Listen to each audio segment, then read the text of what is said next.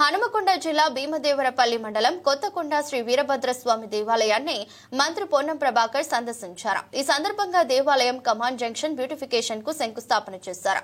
అనంతరం భద్రకాళి సమేత శ్రీ వీరభద్రస్వామి వారిని దర్శించుకుని ప్రత్యేక పూజలు చేశారు.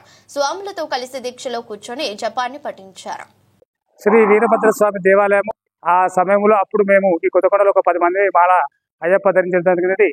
నాకు కూడా ఆలోచన వచ్చి మనకి శివుని కుమారుడే మన వీరభద్రస్వామి దేవాలయంలో పనిచేసుకుంటూ మన తెలంగాణ రాష్ట్రంలో సమిష్టి రాష్ట్రంలో మన వీరన్న ఉన్నాడు కదా, ఈ వీరన్న దీక్షనే ముందుకు తీసుకుపోదాం అనే యొక్క సంకల్పంతో నేను అక్కడ దండం పెట్టుకొని ఆ దీక్ష ఆ వీరన్న మాల మొదలు పెడతానని నాకే వీరభద్రస్వామి స్వప్నంలో ఇట్లా నాకు వెన్ను తట్టినట్టు నాకు నిద్రలో కనిపించడం వల్ల తెల్లారి నేను నా యొక్క సొంత నిర్ణయంతో ఈ దేవాలయంలో అధికారి నిమ్మస్వరసిరెడ్డి గారు కార్యనిర్వాహక ఉండే వారిని అడగడం జరిగినది. అప్పటికి సహాయకుడిగా వినయ్ శర్మ గారు కూడా 2004లో ఆ యొక్క వీరభద్రస్వామి దీక్షలు మొదలు పెడదామని అనుకోవడం జరిగినది.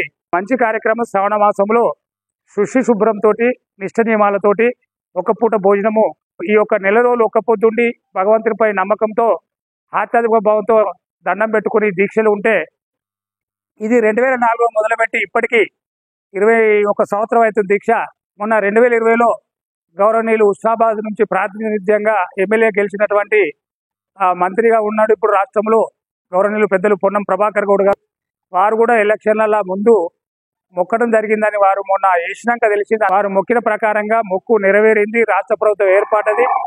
మంత్రి అయినా అని వారు మంచి భక్తిభావంతో ఈరన్న మాల ఎత్తాన్ని మొక్కి మాల వేసి 20 రోజులు వారే సొంతగా ఖర్చు పెట్టి అన్నదానము దాదాపు 8,50,000 రూపాయల అన్నదానానికి వారు ఈ యొక్క పేన సంవత్సరము 20 రోజులు దిక్షంగా మాల కొనసాగించుచు మరి కొండపైకి ఇరుముడి కట్టుకొని మంత్రి గారు అందరితోటి భక్తిభావానికి సహకరించున్న మంత్రి గారికి కృతజ్ఞత తెలిపి ఈసారి ప్రజలు భక్తులు ఆధ్యాత్మిక భావంతో అందరూ మాలేయాలి.